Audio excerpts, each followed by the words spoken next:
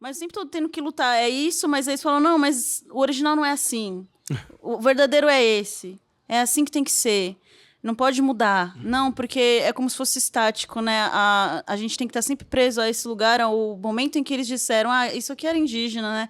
A gente tem o negócio ali do marco temporal, por exemplo, dizendo, não, até aqui era terra, vocês podem lutar pela terra, depois daqui já não é. Como assim? Sempre foi nosso, sempre esses territórios foram nossos. E aí chega alguém que tem que dizer quando que pode, quando não pode, qual é a terra indígena, qual não é, como tem que seguir a cultura, não tem.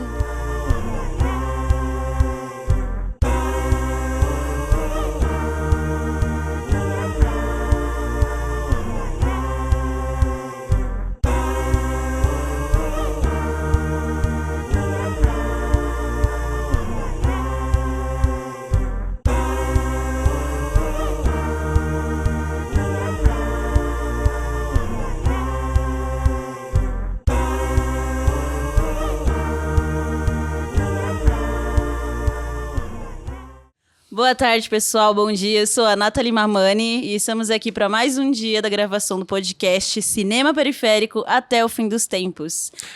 Aqui com o Coletivo Quitos.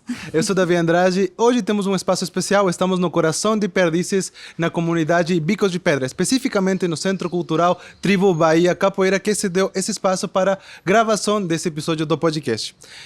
Dessa vez vamos conversar também de filmes, só que de dois diferentes cineclubes que a gente está tendo. Vamos relacionar filmes que foram participantes dentro do circuito do cineclube que estamos fazendo, só que 2 dias diferentes.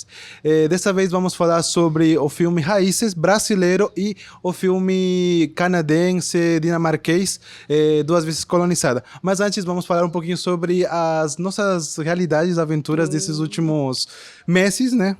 Então, querida, como você tá? Tudo bem, aqui passando, né, nessa transição de ano ainda, né? A gente tá aqui em janeiro, terminando 2024, cheio de muitas emoções e começando um novo ano. E acho que só para atualizar, a gente estava conversando um pouquinho sobre os filmes e sobre o contexto que a gente tá, as coisas que foram acontecendo, né?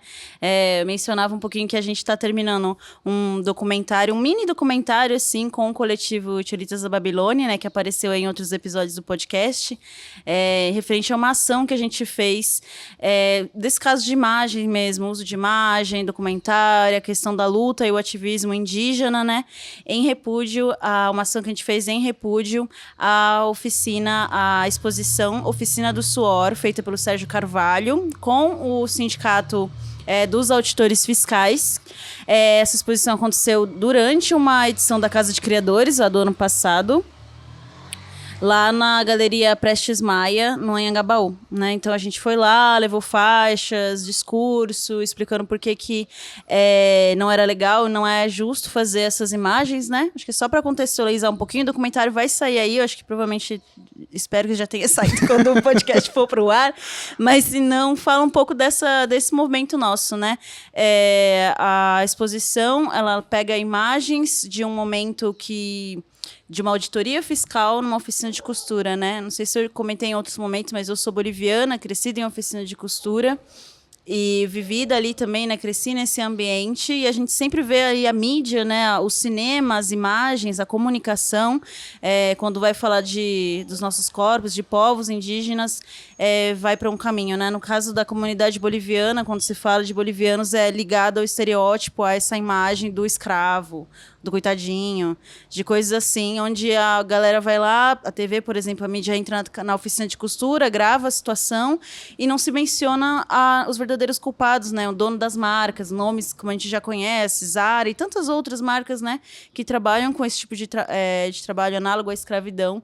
Eles não são expostos, né? A gente não tem a cara dessas pessoas, o nome dessas pessoas, o nome das marcas sequer, mas quando é para falar do povo, eles vão lá e expõem, né? Sem medo, assim, pegar a vítima e botar em imagens, dizer que é arte ou uma exposição que seja jornalística, mas está sendo exposta no ambiente público, onde a gente não sabe se elas deixaram ou não se elas tinham consciência disso, se elas sabiam que essas imagens iam estar ali. E a gente foi lá e participou. A Cris, que está aqui conosco também atrás das câmeras, esteve lá no momento da ação também, capturou algumas imagens. Então foi um momento coletivo, assim, que todo mundo que gravou algum vídeo, fez algum registro. A gente tinha a presença da comunidade boliviana, do jornalismo também, o Antônio Andrade, do Bolívia Cultural, que estava ali com a gente, gravou toda a ação.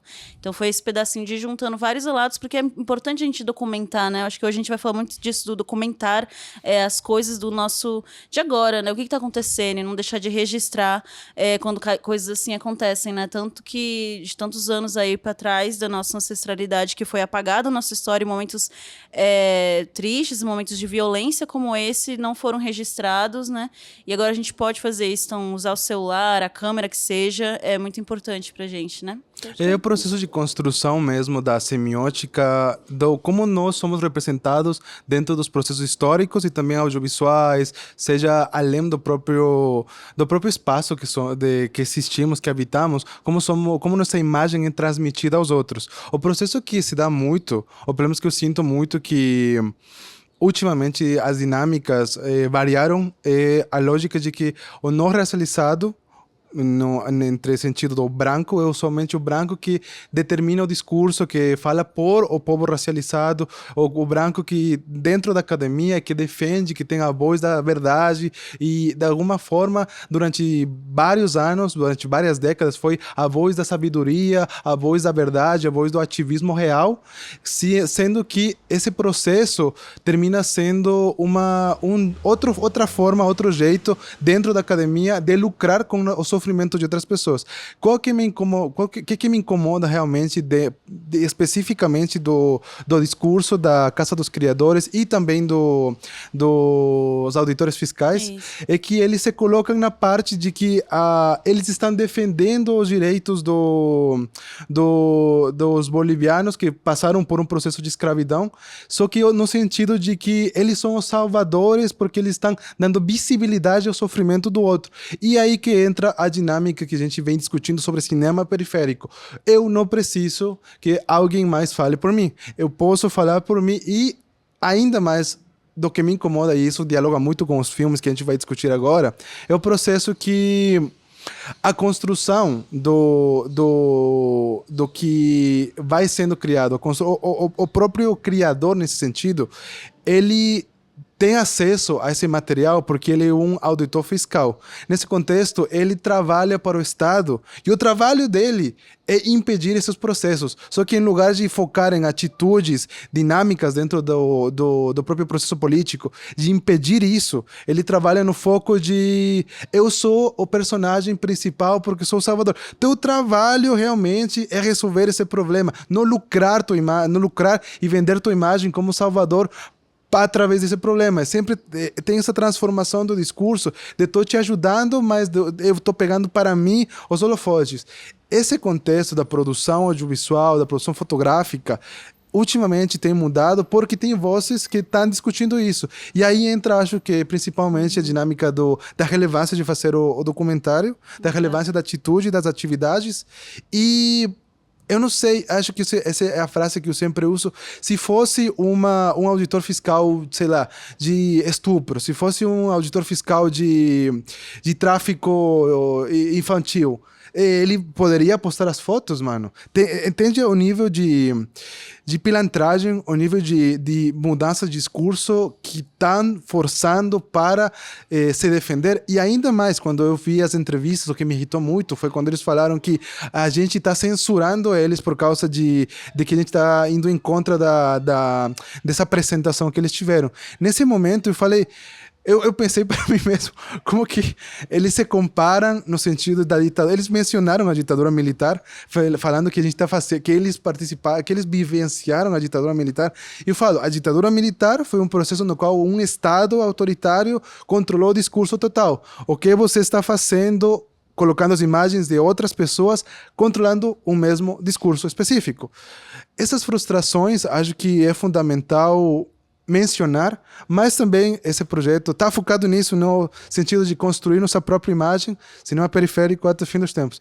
E aí, mana, como que está sendo o processo de construção do documentário? E eu também queria saber, já para finalizar, como tu relaciona com os filmes que a gente está assistindo agora, discutindo. Aham.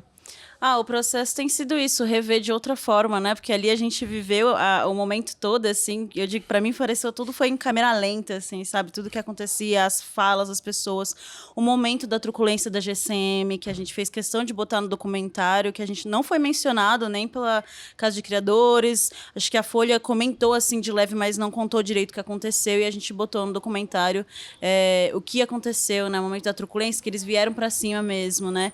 E foi um momento, assim, bem forte, né? Eu acho que a gente vê isso no filme, quando eu assisto... Me relembrou muito, né? Que ela começa o filme dizendo...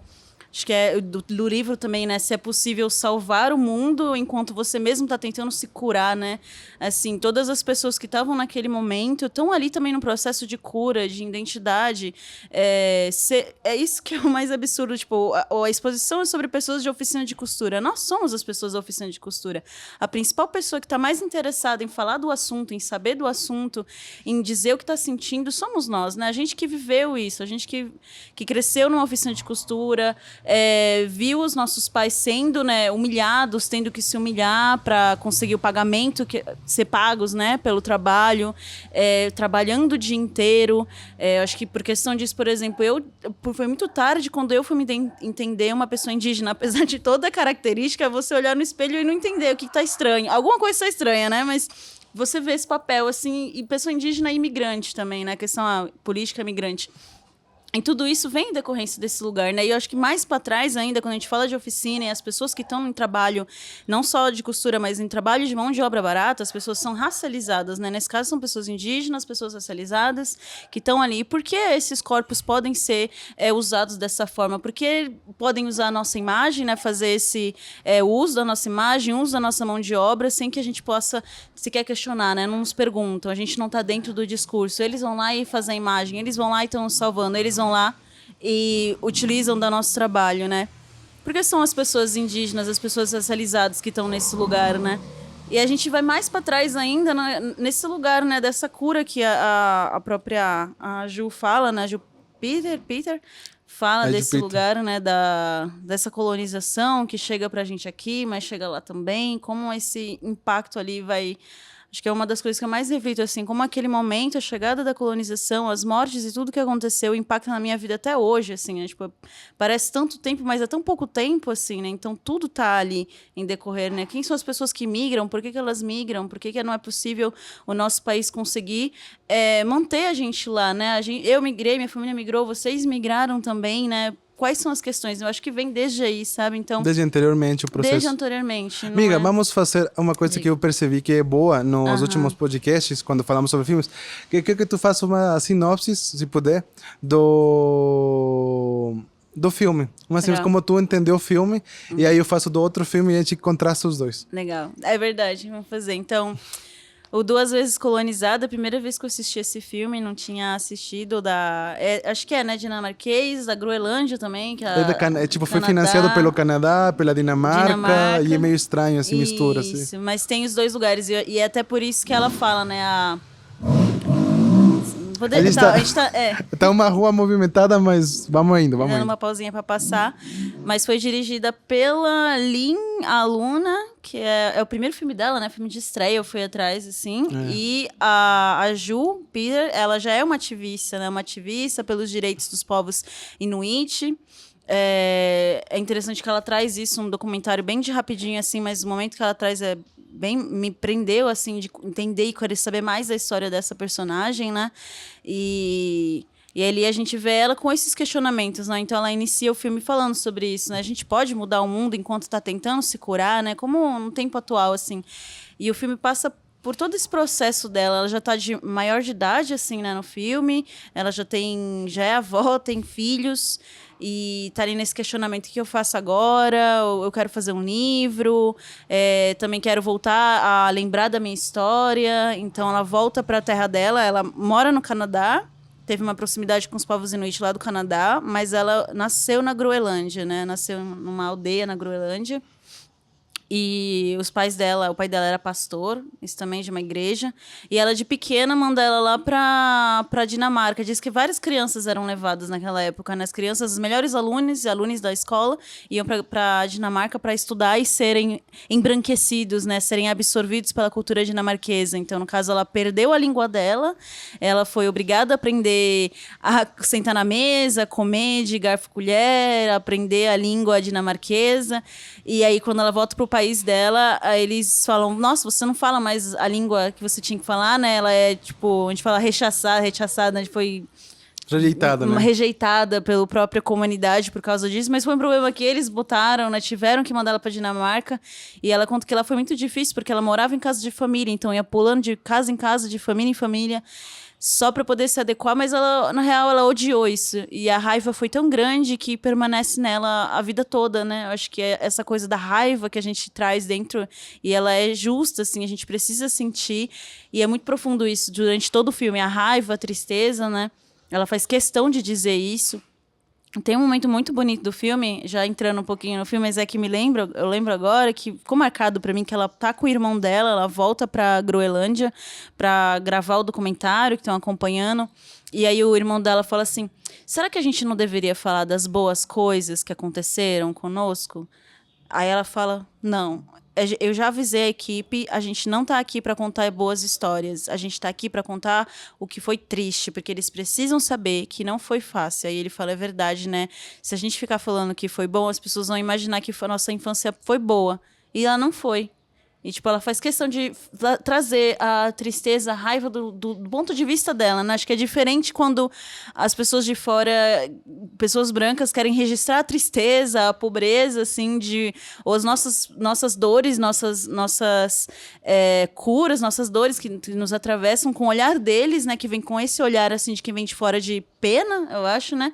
De lástima, De né? Um processo de lástima, lástima. assim, que é horrível, né? Porque não é isso que a gente quer. E o lugar que ela fala, o lugar de raiva, sim, aconteceu e eu tô com raiva, eu quero que mude. E as pessoas precisam saber. É bem diferente a gente contando esse lugar, né? Então ficou marcado em mim. Eu falei, caramba, é verdade. E de ver a força dela em dizer, né? Isso. E eu acho que comentar mais que... Eu achei bem interessante, assim, que no início do documentário, já introduzindo a história dela, que ela é ativista, ela foi uma importante ativista tipo, num processo no Canadá, que os ativistas estavam contra a caça das focas, contra a venda da caça de produtos de focas. E nesse momento de ativistas, muitos ativistas brancos ali, né, visto o lugar, e ativistas... Imagino que, enfim, eles têm seu discurso, tudo isso, mas não entendendo e não compreendendo até onde estava indo essa questão, né? Essa questão estava afetando os povos indígenas que trabalham com isso, né? Então me fez pensar, por que quando a gente tem povos indígenas reivindicando o território, falando, vamos salvar, então, vocês estão destruindo a terra, a galera quer cuidar e fortalecer a terra, esse ativismo, essas falas não são ouvidas, né? São silenciadas e mortas e caçadas, e ninguém ouve e não vai lá e libera uma terra, não vai lá e vai atrás dos fazendeiros ruralistas, né? A gente vê mais o agropop do que a voz dos indígenas, mas se são ativistas brancos falando, é ouvido, e aí é feita uma lei e ela tem que ir contra isso, né? Então, acho que em algum momento parece contraditório pro discurso das pessoas, assim, nossa, mas ela não quer que a favor da caça das focas, mas não compreender o povo que tá ali também, né? Então, por fim, a lei vai realmente taxa, Proíbe, né? o proíbe, mas tem uma liberação para os povos inuit que vivem disso e precisam disso para sobreviver. E, enfim, é um problema da colonização também para eles, assim, né? Por que você fecha um povo a não poder viver de outras coisas e quer que ele permaneça e todas essas questões, e aí, infelizmente, eles precisam trabalhar com isso para sobreviver, já é uma questão deles, né? Isso tem que ser conversado o tempo todo, e no filme a gente vê essa luta dela, inclusive pela implementação de um fórum permanente com os povos indígenas dentro da União Europeia, né? Que tudo que seja falado, existam povos indígenas para se conversar, né? E isso é bem interessante, assim, de se ver no filme. Quando eu assisti o filme, várias coisas... Tipo, o filme, de alguma forma, quando você é migrante, quando você é racializado, ele atravessa de várias formas o processo. Mesmo a dinâmica de morte que ela lida, a dinâmica de atravessamentos que ela lida como sofrimento mesmo, ele vai construindo certas dinâmicas que a experiência mesmo, quando você é imigrante ou quando você é uma pessoa racializada que entende essa dinâmica do como o Estado trata os povos originários, você sente isso. Tem várias coisas que eu queria comentar sobre isso. A primeira vai para o lado do que ela define como colonização. Ela abstrai o processo de colonização como um sistema de apagamento do indivíduo no contexto de tem vários grupos étnicos, tem vários grupos que mantêm sua ancestralidade e tem uma luta constante para manter essa ancestralidade, e os estados-nação no contexto pegam, e o processo canadense é esse, eles pegam as crianças e levam elas para lá para supostamente dar eles vendem o conceito de uma melhor vida, uma melhor chance, mas o que eles estão fazendo é pegar um molde, que é o molde de você é brasileiro, você é equatoriano no meu caso, você é dinamarquês, eles te vendem essa definição, esse molde já feito de pessoa para você agir dessa forma, e tu mesmo vai forçado o esquecimento das tuas origens, da tua ancestralidade, da tua criação. Quando ela fala que ela perde, ela esqueceu muito sobre a língua dela, ela é atravessada nesse contexto de eu vou perdendo minha identidade, porque dentro desse mesmo contexto, quando eles falam sobre a preservação indígena, a preservação não vai só no contexto das terras ou da exotificação dos objetos, a língua mesmo da transmissão parte para esse lado. A língua não é uma ferramenta para eu manter ou eu usar, ela só tem significado quando eu consigo conversar com outra pessoa na língua. Ela é atravessada nesse contexto do grupo mesmo, do grupo que ela é Inuit.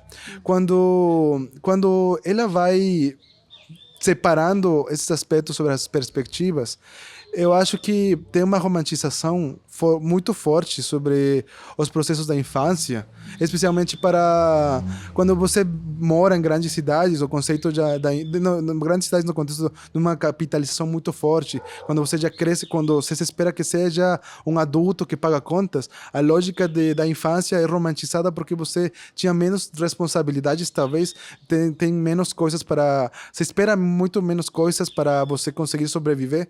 Aí ela fala, não, minha infância tem esse processo de contrastes muito brusco, porque meu território foi colonizado. E o processo no qual eu lembro a minha infância é atravessado por violências. Quando você fala, eu tenho saudades da infância, talvez tua infância foi diferente da minha, entende? Meu contexto é diferente do teu. Aí quando alguém romantiza esse processo, não, aqui na infância eu era mais livre, mas qual que é a dinâmica de liberdade?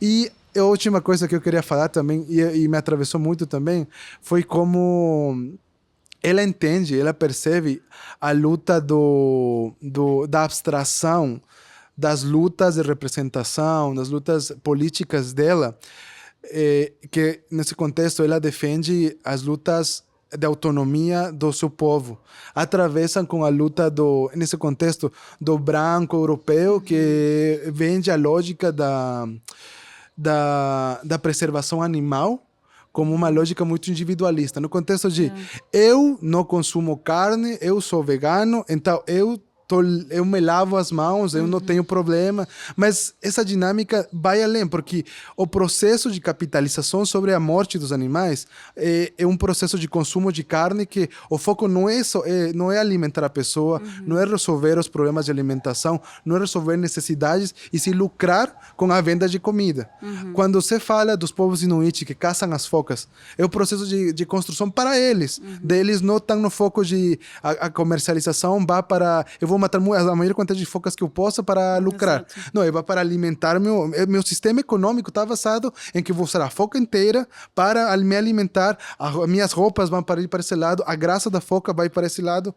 Aí acho tão complexo e tão difícil conseguir explicar a caça indígena, os processos de dinâmicas dos povos originários e os processos dos quilombos, os processos de várias estruturas sociais diferentes.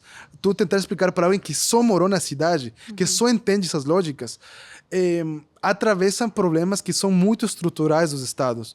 E, inclusive, me lembrava do agronegócio, quando a pessoa não entende a diferença entre agronegócio e agricultura familiar. E tentar explicar, eles falam, não, é que o agronegócio está sustentando o país. Eles não estão te dando de comer, amigo. É a agricultura familiar que tu está comendo. E não conseguir diferenciar isso parte para um processo de luta política que é bem denso e que acho que... E isso que eu acho muito bonito quando ela fala para a neta dela, quando tu ser advogada, tu vai pegar minha roupa. Esse contexto de... E o filme finaliza com isso, com a transmissão do conhecimento. Acho que as novas gerações que estão conseguindo aceder ao ensino superior e ao mesmo tempo aceder a essas lutas políticas administrativas, talvez seja, sei lá, eu vejo talvez um futuro um pouquinho mais umas lutas um pouquinho mais práticas e mais fáceis, talvez, que a gente talvez consiga, mas estou chutando para um futuro melhor. Não sei o que tu acha, Neto. Eu acho que o filme ele vai bem nesse caminho, né? O tempo todo ela tá ali, ela conversando com os familiares, as pessoas mais velhas, a família dela. Essa questão me identifico muito assim como a gente, como comunidade, povos indígenas, não sei, até essa ligação assim com as pessoas que estão ao nosso entorno, nesse lugar da migração também, né? Imagino ela lá tendo que encontrar e conhecer as pessoas que também são inuites, né, do povo dela, para poder conversar e tudo isso, e ver a importância disso, né? Então, já inicia o filme dela com a neta dela, então, já inicia com a neta e também vai falar sobre isso até o final, vai terminar com essa imagem também, né, da esperança que ela tem, né? Apesar de tudo isso, né? Acho que tá nesse processo de cuidar de si, né? Acho que não sei, dando um spoiler do filme. É um documentário, eu não sei como... Vai e assista no Filmica. Nesse momento é o momento para você ir assistir no Filmica e voltar, mas se você assistiu, fica aí. Pode falar. Até factual, é um documentário. Se você for procurar a história dela na internet, vai ter, né? Mas que durante o processo do filme, o filho dela se mata, né? E ela literalmente estava falando um pouco disso antes. Ela estava falando que em conferência com as jovens, com a juventude, sobre o povo dela ser um dos que mais morria, que mais tinha casos de suicídio. Ela fala, mais tem tudo, ela fala, né? Mais tinha casos de suicídio e era importante ter essa fala. Então, entender qual é a saúde mental, o que passa nas nossas cabeças, né? E aí, logo em seguida, a cena do filho dela e ela tendo que enterrar o próprio filho, que estava bem assim, né? Ela tinha visto antes. E aí ficou isso atravessado na minha cabeça, assim, porque em contrapartida com a nossa comunidade aqui, a gente vê muito isso. Não só a comunidade andina, a comunidade indígena, o território, os casos de suicídio são muito altos, assim. E principalmente as comunidades também são em São Paulo, no Jaraguá a gente tem ali a galera morando e contrastando o tempo todo com a cidade. Quão difícil é você estar na sua comunidade, mas tendo que o tempo todo estar ali, né, nesse conflito, nessa luta interior e fora também, né, com a própria cidade.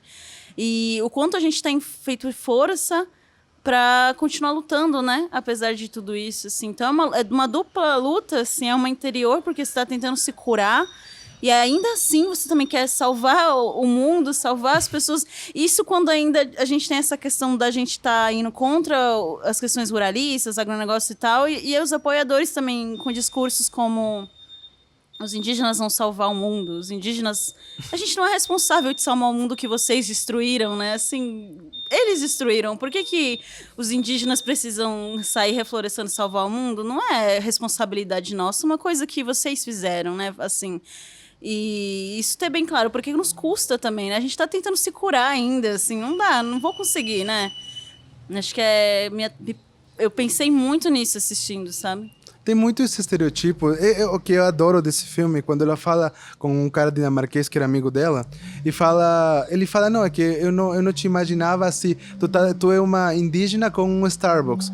E fala, mano, tua ideia de conceito de indígena, teu conceito de mestiçagem, você vai para o lado de 500 anos atrás. Tu espera que eu faça o quê? O processo que tu tá forçando, que a colonização força, que o sistema mesmo força dentro das dinâmicas. E acho que esse é o problema e que é o centro da Constituição mesmo, da dinâmica dos casos de suicídio, é porque tem essa estética, esse tipo de vida, de molde que a sociedade vende para você, e é o tipo de molde que você sente como tua identidade, tua ancestralidade, que é parte da tua comunidade. E esses se chocam constantemente. Quando você vê que nas redes sociais, ou constantemente você é mencionado como um estereotipo, mas tua vida não é a mesma, tua relação não é a mesma com esse estereotipo. E tenta esse contraste, mas me foi vendido que eu deveria comprar certas coisas. E ao mesmo tempo, minhas dinâmicas são outras. A realidade se vai contrastando. E aí causa esse conflito constante interno. Aí eu sinto muito que o processo pula para uma necessidade de discussão, de conversas mesmo, e acho que a gente sente mesmo isso com pessoas que, por exemplo, no meu caso, migram para cá ou migram para os Estados Unidos e a identidade delas muda totalmente. Ou pessoas que acedem a certos espaços e começam a ter discursos que replicam processos de violência.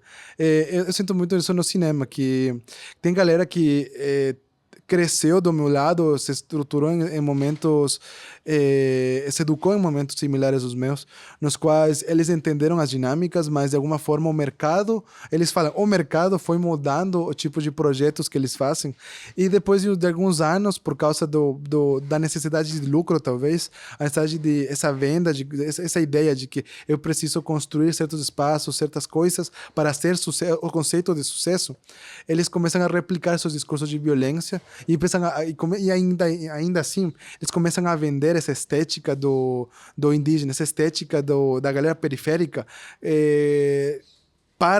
com o foco de venda para o público mainstream, para o público generalizado. Aí nascem várias dinâmicas que constantemente eu me encontro eu mesmo pensando se eu quero formar parte disso, porque se você... Eu sinto isso. O mercado domina muita coisa. Eu fico considerando o que eu vou fazer se eu entro nesses processos, sabe? Entra nessas dinâmicas de que tipo de jobs eu vou pegar, ou que tipo de projetos eu vou tentar produzir. Aí, sei lá, vai para uma construção qual que é a minha intenção como criador, qual que é a minha intenção como uma pessoa racializada, qual que é a minha intenção como migrante. E vão discursos bem contraditórios, que eu ainda não tenho a resposta, mas eu tô tentando configurar assim. E aí, Nath? Eu acho que a gente tá o tempo todo nesse lugar, né? E é isso que... Às vezes a gente se adoece por essas questões, né? Porque a gente vê ali, quando ela fala, nossa, você tá me reconhecendo como indígena já 500 anos atrás porque eu tô com um Starbucks. Mas se eu vou lá e quero lutar pelo meu povo, pela caça, para eles poderem continuar caçando a foca para uso deles, né? Não posso. Então, como assim, né? Assim, mas não, isso você pode. Parece o tempo todo, tá? Não, você pode fazer isso, mas isso você não pode. Não, fala de cinema, mas tem que ser cinema indígena, cinema preto, cinema periférico, né? Não fala de outra questão. Não, fala só da sua dor, fala só da sua cultura. Mas não vai falar, sei lá, sobre outros temas, né? Então... Esse questionam já é um molde, né? Assim, o tempo todo botando uma roupinha, né? Então, vou fazer o quê? Eu vou andar na rua vestida de andina, com meu poncho, mas aí o que eu posso ou não posso falar, né? Então, fica o tempo todo assim. E aí, sei lá, acho que essa questão toda fica na gente, né? Então, e aí, como a gente trabalha, então, né? Aí eu preciso... Ai, não, mas a gente está aqui procurando pessoas indígenas para trabalhar e tem que ir como indígena, sabe? Assim, com todo o discurso. Não pode ser só uma pessoa, assim, né? Então, acho que tem essa questão de como a gente pode se humanizar, né? Tem o tempo todo, assim, sendo rotulado, sendo botado nesses lugares, acho que principalmente dentro das artes que a gente acompanha e vê. E esse é o meu questionamento também, o tempo todo, assim.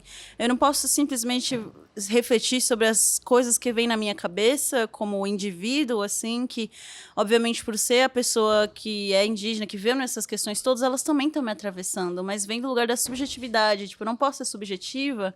Uma pessoa branca, sei lá, quando faz arte, não é questionada, né? É universalista, o discurso deles é universalista, afeta o mundo humano todo. E aí, essa pessoa que vai dizer, não, você tá tentando me censurar. Sabe? Não, você tá me censurando porque eu quero falar do que eu quiser, eu posso falar do que eu quiser. E aí a gente tem que estar o tempo todo respondendo e dando um script de não, a minha arte representa isso. Enfim, acho que a gente tem toda uma complexidade de pensamentos e coisas para falar e coisas que a gente quer falar e do nosso jeito de falar, né? Então, isso que me vem passando assim, né? Acho que eu até queria linkar também com o filme de Raízes, né? No Centrão um pouquinho, assim. Bora lá, amiga, vai que lá. a gente vê lá. Quer introduzir Raízes? Não, vai você é Não. maravilhoso, vai lá. Eu esqueci o sobrenome da moça, da diretora. Vou fazer minha colinha aqui, viu? Rapidão. O Raízes foi dirigido por um colega Aí, nosso. ó. Assiste o podcast do Well Amorim, que foi um dos diretores, mas vai lá, amiga. A diretora, né? Que ela também era a Simone Nascimento. Simone Nascimento é agora, ela está com mandato Eu agora vi. na Prefeitura de São Paulo. É a vereadora acho Do que PSOL. pelo PSOL. Pelo pessoal lá de Pirituba, inclusive. Adorei, aqui de São Paulo e tal. E aí a gente tem essas histórias sendo contadas, né? O tempo todo a gente falando dessa imagem, dessa documentação. Por que eu lembrava dele é que eu fiquei pensando assim, né? A gente está nesse ponto agora em que a gente tem o poder da câmera, da imagem, da comunicação, que tá dentro de toda a história, assim, né? Tudo que foi narrado, contado, investigado, todos os registros que a gente tem, né? Estão ali em imagem, em texto. E durante todo esse pedaço da colonização, esse pedaço horrível da nossa história, que foi muitas vezes apagado, não foi contado, foi escondido, destruído, é o que a gente vê ali em Raízes da história do Kleber... Cleuton. Cleiton. Esqueci, Cleiton, acho que é. Ele lá atrás da história de ancestralidade dele, né? Ele vai lá e tá em São Paulo, vai para o Rio, vai para Minas, procurando os avós, tentando traçar a árvore genealógica da família dele. E chegando a pontos de pensar, beleza, pode ser que eu não vou achar mais além do meu avô. E se deparar com esse lugar, né, de questionamento, assim, e outras entrevistas que aparecem durante o documentário de outros jovens falando, né, eu tenho certeza que eu só vou chegar até meu avô, eu não vou chegar até mais atrás, né? Em comparação com as pessoas brancas ou pessoas ricas, brancas, que têm toda uma documentação e árvores genealógicas, né? Então a gente vê ele indo para o Museu da Imigração e tendo lá registros de chegada da migração italiana, né? De novo. Japonesa também. Japonesa. O tempo todo entrando em contraste de quem merece ter a história guardada, quem que não vai ter, quem que vai ter a sua vida apagada, né? Então o tempo todo essa pessoa, esse grupo de pessoas, esse poder, assim, né, colonizador que vem ditando pra gente. Não, você não vai ter história, você não vai poder, você não tem passado. E aí, parece, pensando, eu falei assim, acho que estamos nesse momento, assim, da gente tem que registrar, assim, o tempo todo, manter registrado, ter documentado com a nossa linguagem, com o formato que a gente achar melhor, como a gente quiser, mas ter guardado, porque fica como um ponto de partida, que eu acho que eu linko de novo com outro filme, da esperança, né? Acho que vem um ponto de partida pra gente seguir, né, a futuro, assim.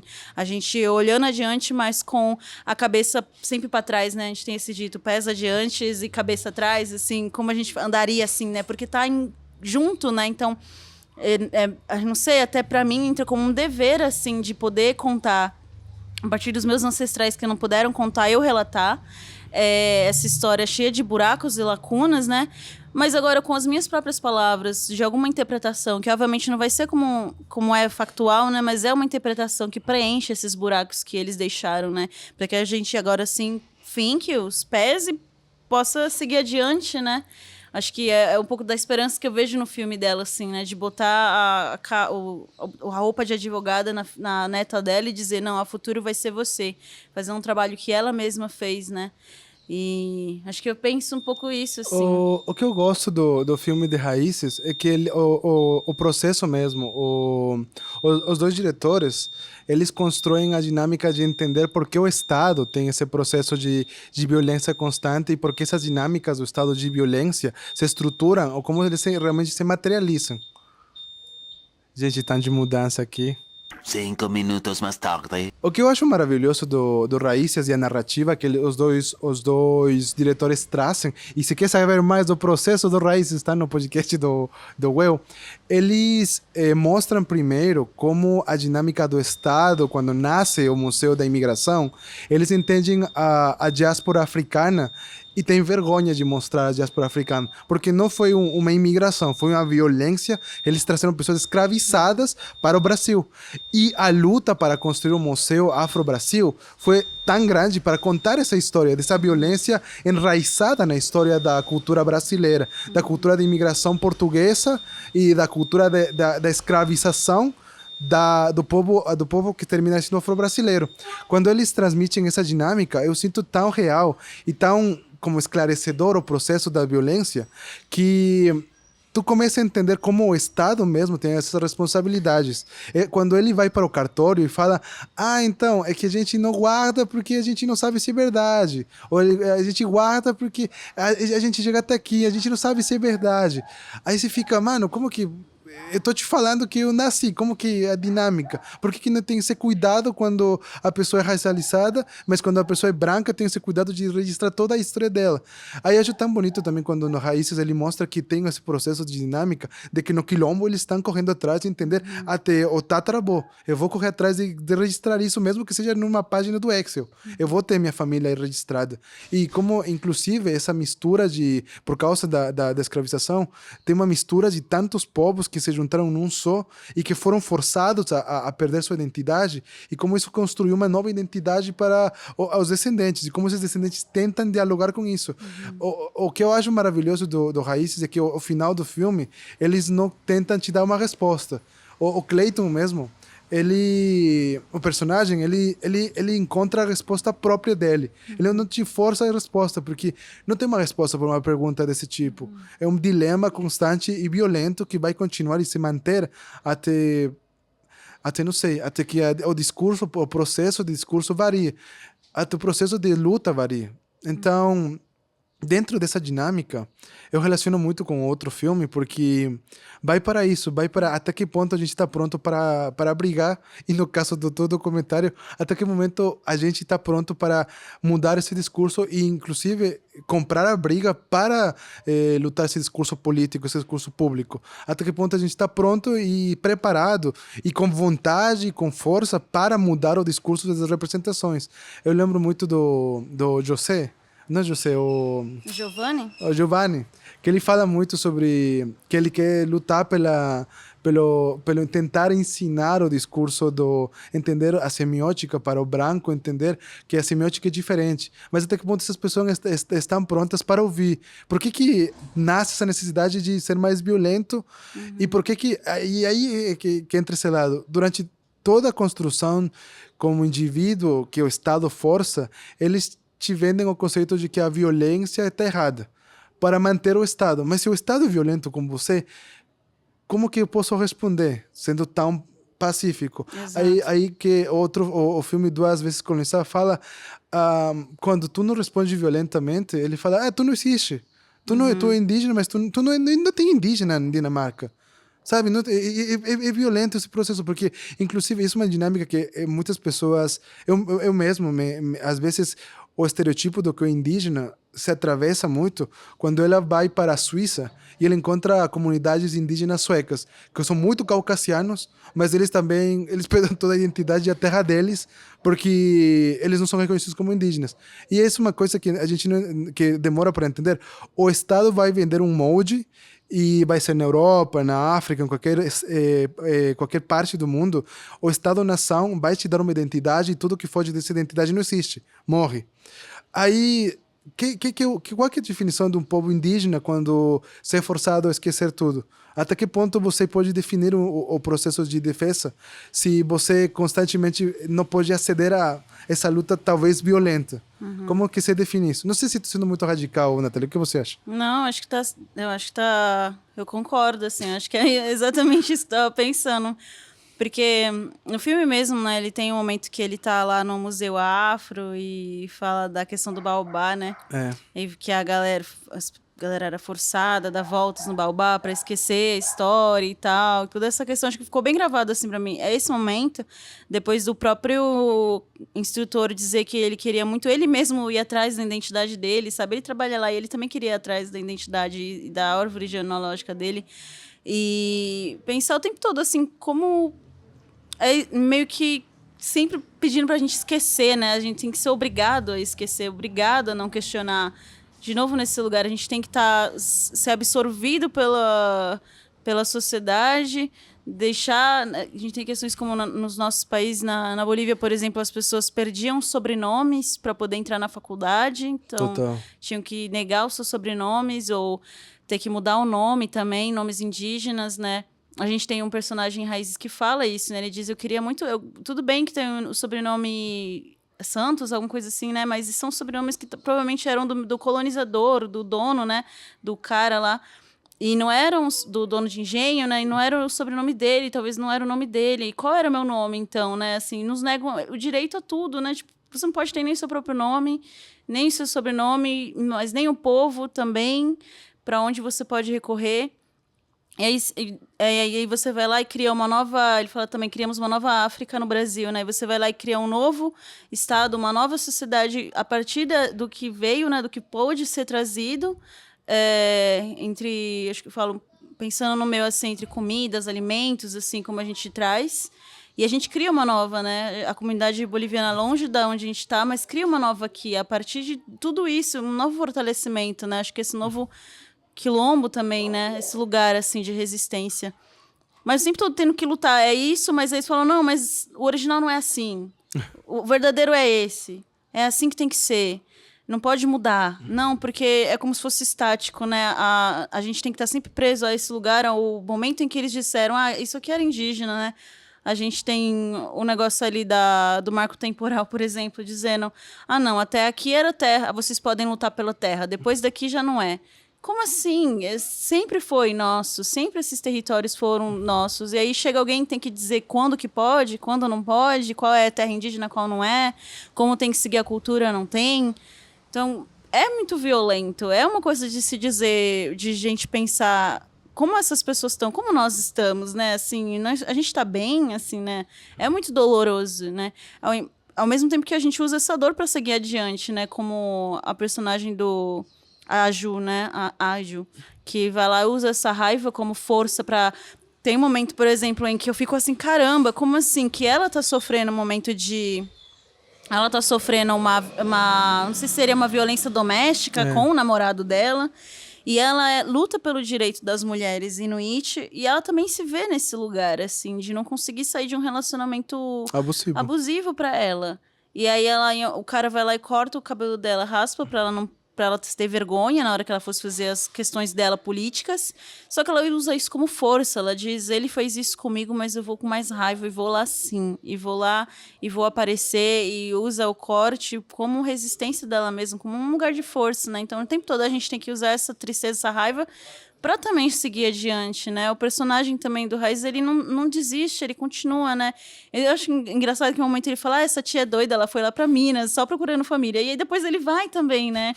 E eu me emocionei muito, assim, quando ele chega nesse lugar e ele encontra acho que é o irmão do avô dele, né?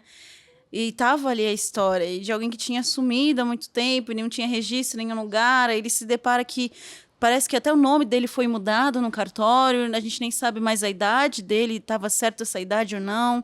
Então ele fica num questionamento. Então, o que é verdade? O que foi me contado? O que tá sendo apagado o tempo todo, né? E usar essa própria, assim, questionamento como força de dizer, não, eu vou lá, vou registrar sim, vou ir para Minas, pode ser que eu não encontre nada, mas eu preciso ir. Ele faz esse retorno igual a Ju, né, que vai lá e volta para Groenlândia com o irmão dela.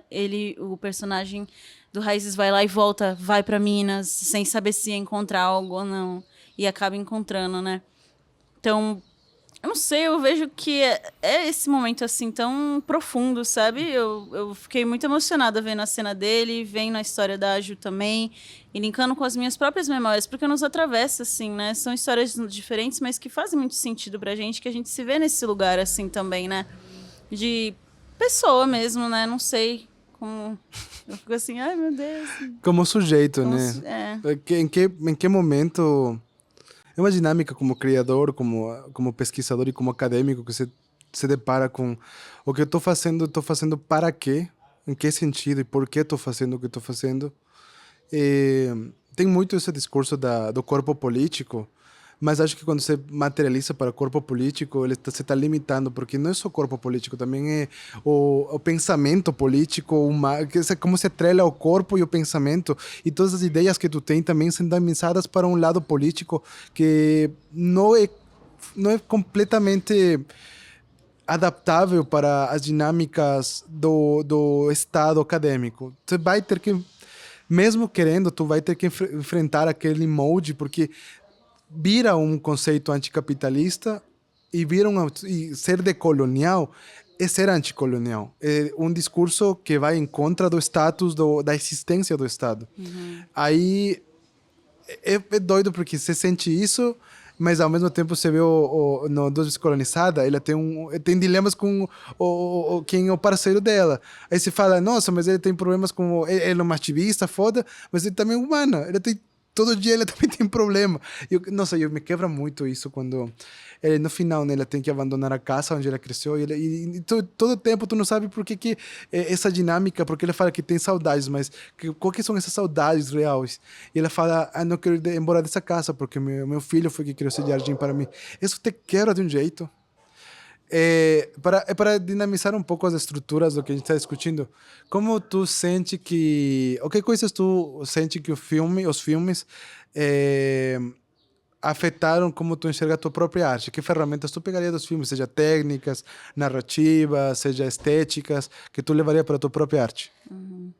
Acho que uma das coisas que eu gostei das Vezes Colonizada é que ele inclui momentos...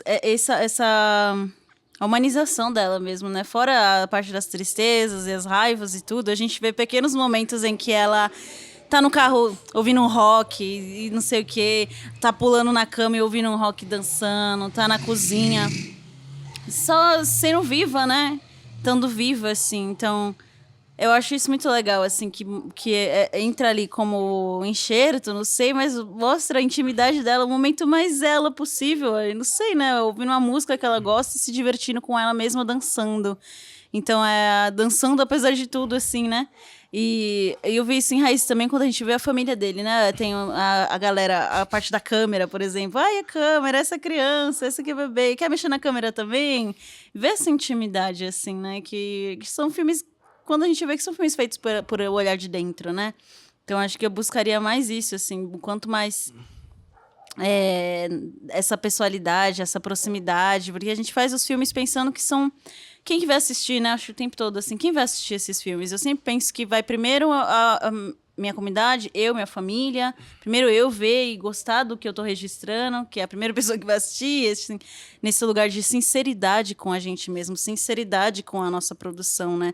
Apesar de ter esses lugares da academia, lugares do cinema, lugares das artes que vão nos exigir um molde.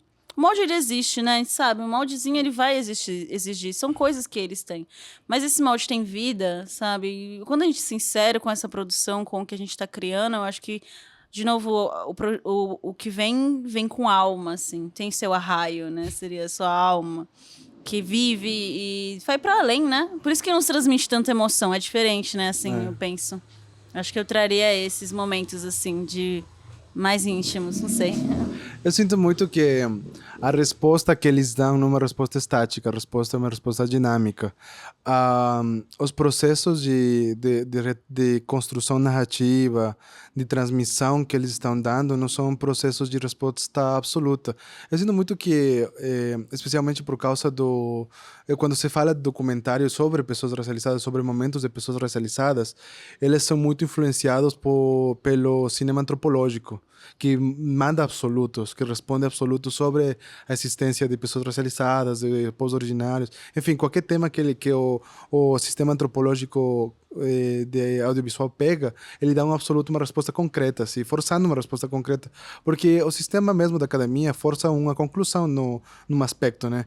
Aí, quando se encontra esse tipo de filmes, eles têm uma resposta que é dinâmica no consenso de eu não tenho uma resposta agora, estou fazendo o que estou fazendo e pode te ajudar a refletir sobre a tua existência. Os dois filmes, acho que eu sinto que transmitem isso, e eu pensando, quando eu estava escrevendo editais, parei para pensar nisso, de que cada vez que eu, por exemplo, este projeto, quando eu vendi o projeto, não vendi, mas quando, nesse contexto, quando eu escrevi o projeto para que ele fosse financiado, eu parto para, e é o mais fácil para partir, você fala, não, que eu vou criar registro sobre, eu vou registrar sobre. E esse discurso de registrar sobre parece como que eu já estou falando que você vai se perder. Eu estou falando que já era. Aí eu sinto que talvez, pelo menos o que eu quero trazer para meus novos filmes, e pelo menos para meus projetos, e especialmente sobre o Duas Vezes Colonizado, quando eles, quando vai no site, como eles vendem, eles falam, estamos na luta. Esse processo é um momento da luta. Esse conceito de que esse filme ou esse projeto é só um pedacinho mais de algo que a gente vai ir mais para frente. Eu trazeria isso para os meus filmes, especialmente também no final de Raízes, quando... Você não sabe qual que foi a última conversa que ele tem literalmente com a irmã do avô dela. Era ela, não era, né? A gente imagina. E é isso, tipo, você vê ele de longe, tendo a conversa dele, sendo emocionado, mas é isso. Tipo, é o processo dele e a transmissão para o filme não é sobre... Isso que eu achei bonito, não é sobre a transmissão concreta de uma resposta de tu deve fazer isso, não. Esse foi o processo dele e continua. Acho que vai por esse lado, sim. Tá, Nathalie, que recomendações você tem sobre cinema agora, para finalizar? Parecido, eu tinha um, mas esqueci o nome. É um filme mexicano. É mexicano ou estadunidense também. É porque a diretora, ela vai atrás da história dela também. Mas é... Não, acho que é estadunidense e a família dela tá no Chile. Meu Deus. Nossa. Eu já esqueci o filme. Eu tava lembrando vindo pra cá, mas era um filme assim. Acho que eu lembro. Eu vou procurar. Eu tenho para falar de um filme espanhol, mas não espanhol, um filme espanhol-argentino, que fala sobre a ditadura que teve na Argentina e como os processos das pessoas que foram desaparecidas e as famílias que procuram justiça durante esse processo de apagamento da memória, eles, por causa disso, eles têm que levar à Corte Internacional e construir essa dinâmica de como eu consigo ser reconhecido dentro de um Estado que tenta apagar essa história, porque é incômoda. Qual é o nome do filme, produção? El Silêncio de los Outros ou O Silêncio dos Outros. É um filme que é a mesma dinâmica. Acho que a maioria dos filmes anticoloniais partem para esse lado. Se você quer financiar um filme anticolonial, é muito difícil que você consiga financiamento no Estado que você está tentando criticar. Então, os filmes, ele é financiado na Espanha, mas é um filme que foi gravado na Argentina e que transmite... É uma dinâmica bem complicada, assim. Então, eu recomendo esse filme porque fala sobre esses processos, tanto de processo de produção quanto processo de temática, vai para esse lado. Lembrei do filme, consegui achar. É o filme Renoveva, Renoveva, que seria, né? Da Paola Castilho. Ela vai atrás da fotografia da bisavó dela, Mapuche, que ninguém conhecia. Tipo, ela tá morando, acho que não sei se é nos Estados Unidos, em outro país.